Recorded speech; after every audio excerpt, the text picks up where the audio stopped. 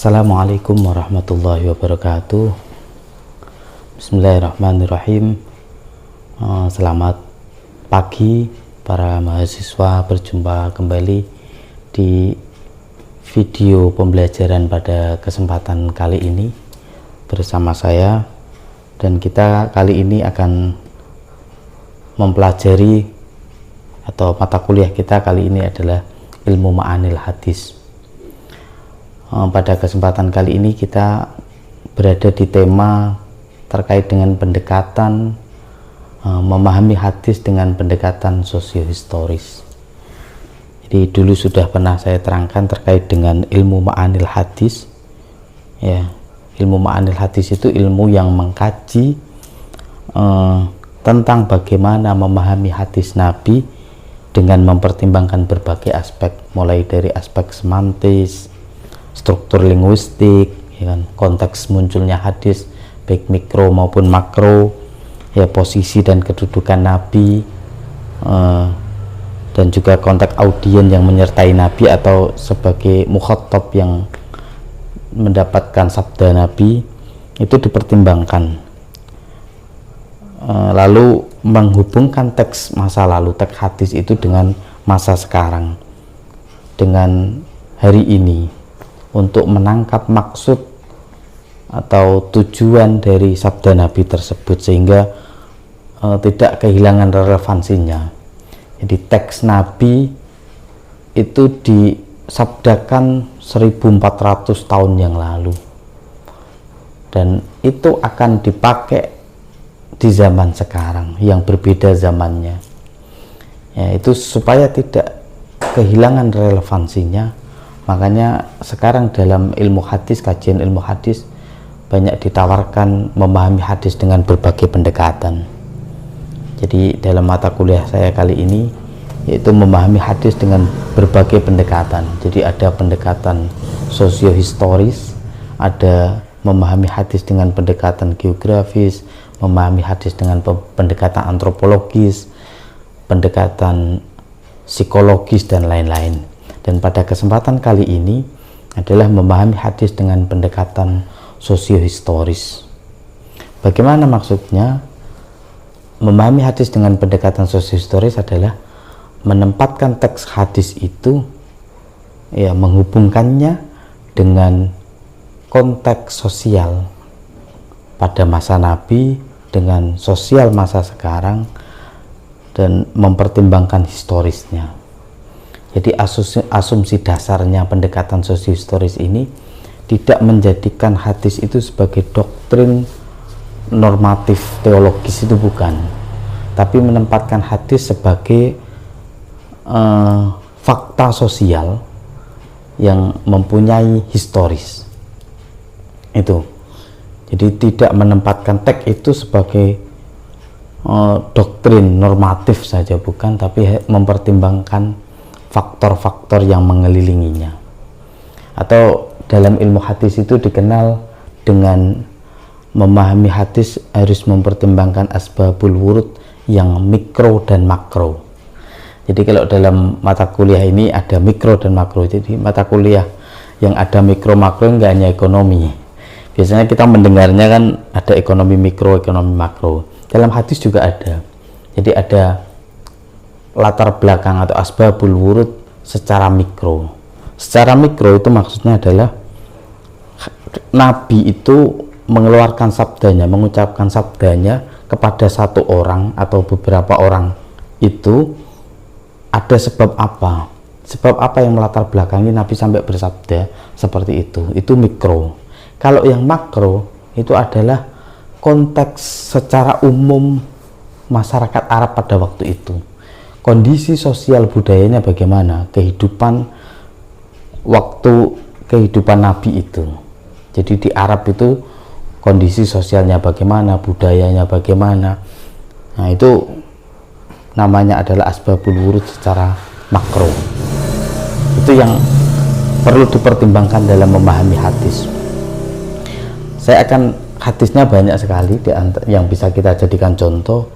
Ya, di antaranya saya ngambil satu hadis terkait dengan ini yang kita dapat memahaminya harus dengan memperhatikan dengan pendekatan sosiohistoris. Hadis itu ada di Musnad Ahmad, ada di Sunan Abu Dawud juga ada, dan banyak lagi ada riwayat itu diriwayatkan selain Imam Ahmad dan Imam Abu Dawud, ada Imam Hakim, Imam Ibnu Hibban. Hadisnya panjang sebenarnya, hadisnya panjang sekali. Yang poin intinya adalah ketika Nabi sedang berjamaah dengan sahabat, itu tiba-tiba di tengah sholat Nabi itu melepas sandalnya. Jadi dalam hadis itu Nabi itu sholat pakai sandal, ya pakai sandal. Kanjeng Nabi dan juga sahabat semuanya itu pakai sandal. Di tengah-tengah sholat sandalnya Nabi itu dilepas. Dan ternyata secara serentak itu makmumnya juga melepas sandalnya semua, ya. Lalu setelah sholat Nabi itu karena ketika melepas sandal entah itu, ya Nabi tahu kan itu, Nabi tahu. Terus setelah sholat itu ditanya, kenapa kalian melepas sandalnya? Lalu sahabat itu menjawab, nggih nderek ke panjenengan ya di Nabi, ya kita mengikuti jenengan melepas sandal ya kita melepas semua. Ngapain kayak gitu? Kan masalahnya beda. Tadi saya itu di tengah-tengah sholat itu dikabari sama malaikat Jibril, dikasih tahu malaikat Jibril bahwa di sandal saya ada najisnya, makanya sandal saya lepas. Lah kalian semua kan nggak ada najisnya gitu. Jadi akhirnya di hadis itu, di akhir hadis itu dikatakan, Kanjeng Nabi bersabda itu, idza jaa ahadukum al masjida falyuqallib na'laihi. Ketika kalian itu datang ke masjid, falyuqallib na'laihi, maka baliklah sandal kalian itu, walyandur fihima, lihat di kedua sandal itu, fa in ra'a khobasan falyamsahu bil ardi. Kalau kalian melihat ada kotoran di sandal itu atau di ada najisnya di sandal itu, maka apa itu? Falyamsahu, bahasa Jawa itu kosetno, dibersihkan intinya. Ya bersihkanlah. Tsumma liyusolli fihima. Kemudian sholatlah kalian itu, supaya kalian sholat itu dengan menggunakan sandal. Kalau kita dari hadis ini, kalau kita mau memahaminya, kalau kita memahami hadis ini hanya secara letterlek, secara dohir, teksnya saja, tekstual, maka kita akan salah paham kalau diterapkan dengan hari ini. Coba, inti hadis itu adalah memerintahkan ketika sholat kita memakai sandal. Coba praktekkan hari ini, sampai ke masjid terus sholat pakai sandal. Kalau berani ya, pasti dimarahi sama merbotnya atau imam masjidnya. Masih beruntung nggak dipukul. Karena mosok mlebu masjid pakai sandal ya. Padahal itu perintahnya Nabi gitu loh. Nabi itu merintahkan kalau sholat harus pakai sandal. Tapi kalau dipraktekkan hari ini itu sulit. Makanya kalau memahami hadis ini nggak bisa secara tekstual. Nanti kita akan kebingungan sendiri. Berarti perintah Nabi pakai sandal, besok kita ke masjid sholatnya pakai sandal, ya, bukan gitu. Kita harus memahami sosiohistoris pada waktu itu. Kita lihat asbabul wurudnya. Ternyata pada masa Nabi masjid itu beda dengan sekarang. Pada masa Nabi masjid itu masih berupa padang pasir. Masjid itu hanya dibatasi dengan 4 tiang. Jadi 4 tiang, pojok 4 itu menandakan bahwa itu masjid. Batasannya hanya tiang, dan bawahnya itu masih padang pasir. Jadi ketika sholat nggak pakai sandal itu sangat panas sekali karena padang pasir. Makanya zaman Nabi sholat itu pakai sandal. Itu pakai sandal, itu wajar itu zaman Nabi. Berbeda dengan konteksnya sekarang, masjid itu sudah pakai keramikan ya kan, pakai keramik, pakai marmer.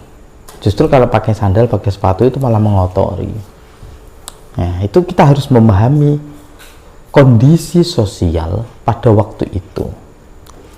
Jadi kondisi yang perlu diperhatikan adalah tadi secara mikro dan secara makro, agar kita tidak salah paham memahami hadis. Ini diantara contoh memahami hadis dengan pendekatan sosiohistoris.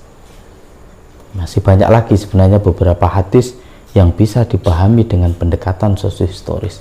Cuman pada kesempatan kali ini ya satu hadis itu sebagai contoh. Ya mungkin di kemudian hari di pertemuan berikutnya akan kita kasih contoh-contoh berikutnya, atau dengan memahami hadis dengan pendekatan yang lain, dengan pendekatan antropologi, dengan pendekatan psikologi, dan pendekatan geografi dan lain-lain. Mungkin cukup sekian video pembelajaran kita kali ini. Sampai bertemu di pertemuan berikutnya. Terima kasih banyak atas perhatiannya. Saya akhirul kalam. Wallahul muwaffiq ila aqwamit thoriq. Wassalamualaikum warahmatullahi wabarakatuh.